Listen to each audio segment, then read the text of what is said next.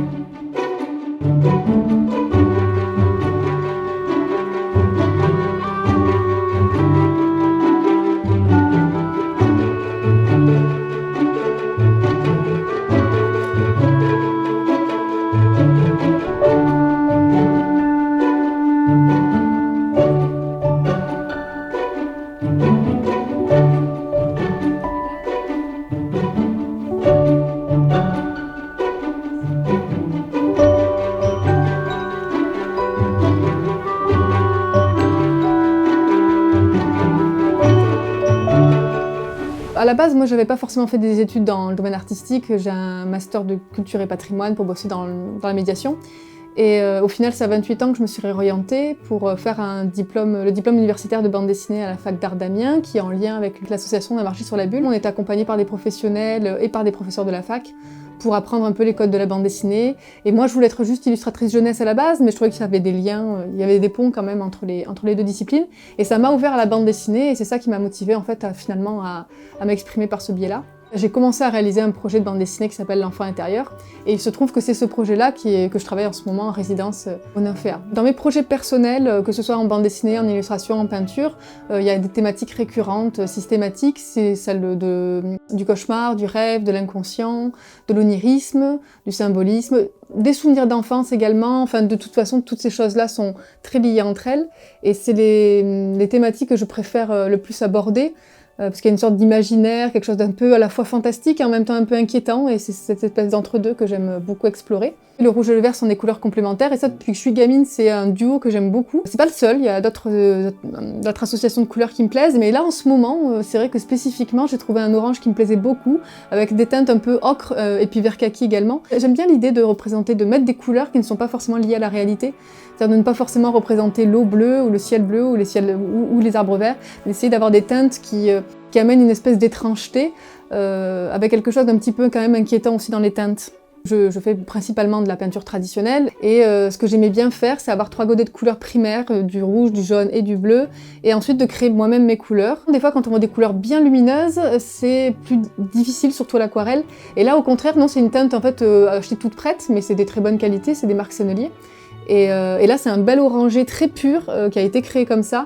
Et c'est vrai que cette teinte-là est tellement lumineuse que du coup, j'ai toujours le temps envie de la travailler dans toutes mes peintures, quoi. À partir du moment où on exprime des choses très personnelles, il y a des redondances en fait qui se remettent à chaque fois. Et puis en fait, quand on a un trait aussi, c'est très difficile de le changer. C'est comme une identité, une sorte de personnalité en fait. Donc c'est beaucoup d'introspection, parce qu'il y en a peut-être certains qui vont voir ça comme une labeur, à devoir faire plein d'exercices techniques. Moi, je le vois plus dans l'émotion et dans la sensibilité, dans ce que l'on veut vraiment dire comme propos. Et spontanément, je pense que dans tout ce que l'on fait, on voit une unité, parce qu'on essaye d'être un petit peu sincère avec notre pratique et avec nos émotions aussi, dans ce que l'on transmet.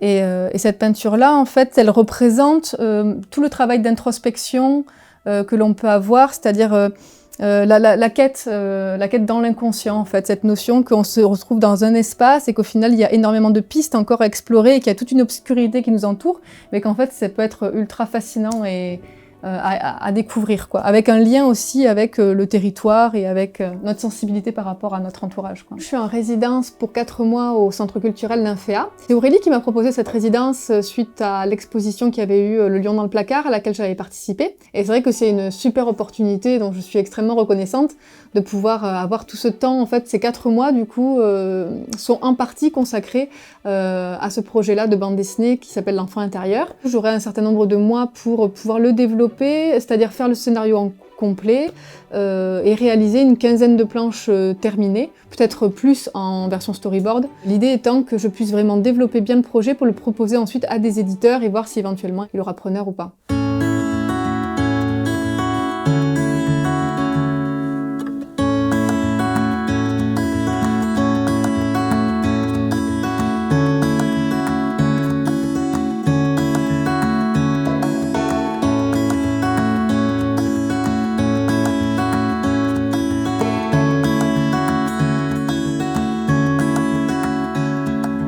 J'ai donc pris des éléments de cauchemar que j'ai pu faire, parce que je les note du coup depuis des années, et je me suis dit qu'il fallait que j'en fasse un scénario. L'ensemble de mon scénario est globalement posé, je sais comment ça va se terminer, je sais par quelles étapes ça va passer.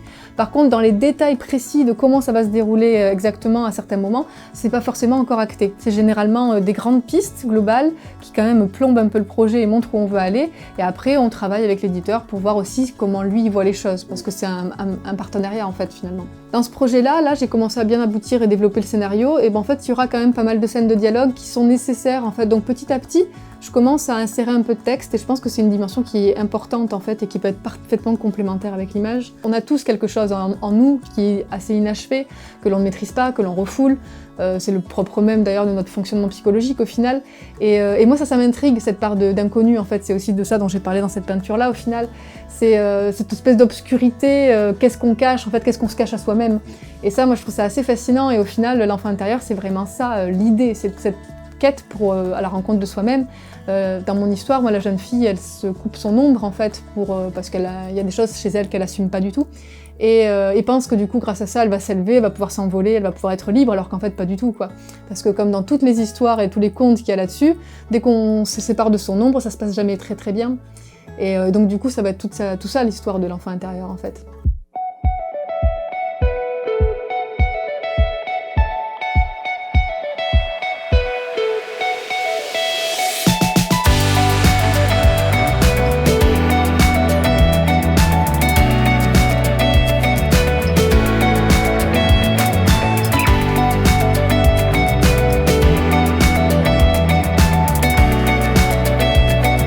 Un deuxième axe qui est plus lié au domaine du social en fait, donc il y a un partenariat qui a été mis en place avec Emmaüs. L'idée c'est que je donne 4 ateliers à des bénévoles ou des compagnons ou même du personnel d'Emmaüs, donc dans l'idée de leur faire raconter un peu des histoires de vie, des tranches de vie, des souvenirs, des choses comme ça, par le biais de la bande dessinée. Donc ce sera des ateliers d'initiation de la bande dessinée, mais dans l'idée vraiment d'une création collective, où moi aussi je pourrais un petit peu amener mon univers pour qu'on puisse créer quelque chose ensemble.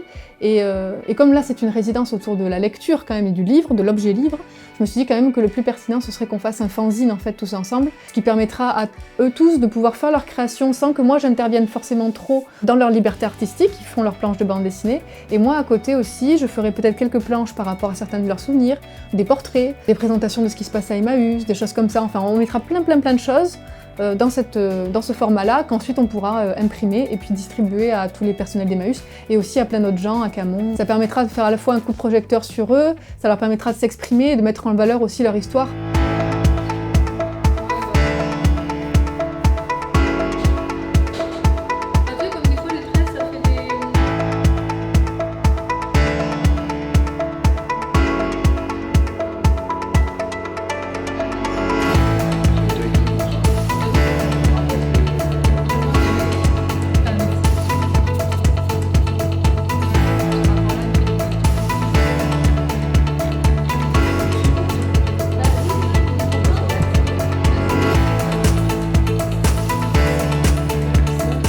Durant cette résidence de 4 mois au Centre culturel Nymphéa, j'ai pu reprendre tout mon projet de bande dessinée L'Enfant intérieur à zéro.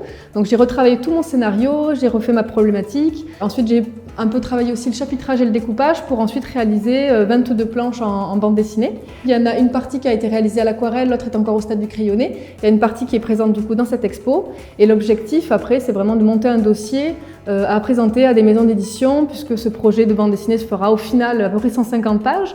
Donc l'idée, c'est de pouvoir essayer de le faire publier quelque part.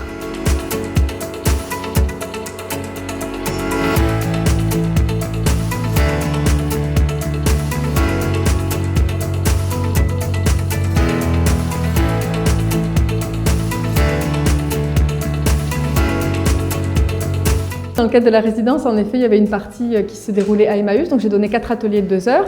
Et l'idée, c'était de faire vraiment une création collective tous ensemble autour de la bande dessinée pour qu'ils puissent un peu parler de leur vie par ce médium-là. Je les ai amenés un petit peu à faire différents dessins, ils ont fait des autoportraits, ils ont fait des recherches graphiques, puis après ils ont vraiment fait un storyboard par rapport à une petite histoire de vie. On a compilé un peu tous ces documents parce qu'après moi, je me suis un peu réapproprié ce travail-là pour aussi faire les planches de bande dessinée par rapport à leur histoire et aussi leur faire des portraits, voilà. Donc tous ces documents, on les a compilés dans une petite revue qu'on a édité en un certain nombre d'exemplaires pour les distribuer à Emmaüs, au Nymphéa, et il y a aussi l'exposition où on pourra retrouver tous leurs travaux à cette occasion-là.